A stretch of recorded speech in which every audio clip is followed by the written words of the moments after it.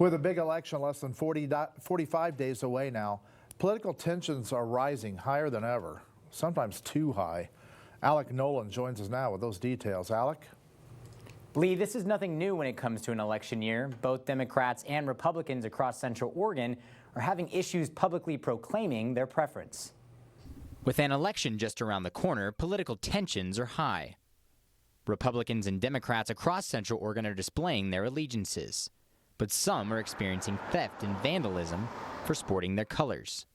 This is nothing new when it comes to an election year, but both parties from Deschutes County told us that the political divisiveness feels more charged than usual. One Bend woman reached out to us saying she had her Biden-Harris sign stolen right in her front yard. So I just got that and I took two and got out of there and gave one to my daughter who lives in Redmond, and she thought it was quite ironic that she's got hers in her yard, no problem. And here I live in Bend and I get mine ripped off. The Deschutes Republicans chair Mike Kaczynska says out of their 600 signs, 50 have been stolen. He says he wants both parties to have their First Amendment rights respected by others. My philosophy is we're a nation of laws, and I believe in the rule of law, and if we let that get away from us, we're going to be no better than the third world country. And I just wish people would just, take a deep breath, sit back, and realize, riots and protests are not the way to go. You can protest all you want, that's your constitutional right, but burning down businesses and tearing up property is not the way to do this. That's absolutely wrong. It's civil disobedience, and it should be prosecuted to the fullest extent of the law.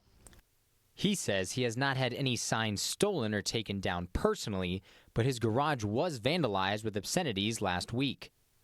Deschutes Democratic Chair Jason Burge shares similar frustrations to the GOP. He released an official statement to News Channel 21. He says both parties deal with upset supporters and candidates when their signs are defaced, destroyed, or stolen. Neither party condones this behavior, as it is both petty and childish. In the end, what's important is that people vote. Meanwhile, ODOT says political signs are popping up in places they should not be. Signs may not be posted on any Oregon state highways right-of-way. That includes trees, utility poles, fences, and natural areas along highways and interchanges. If a sign on private property is visible from a state highway, it must meet certain requirements. These signs must be 12 square feet or less, may not be posted for longer than 60 days, and cannot have any flashing lights or moving parts. Our job is to keep the highways safe, and in our view, we want people to have their attention focused on the highway and driving. And to the degree that signs of any kind take attention away from driving on the highway and your job, we're really not in favor of that because of the effect that it has on a driver's attention.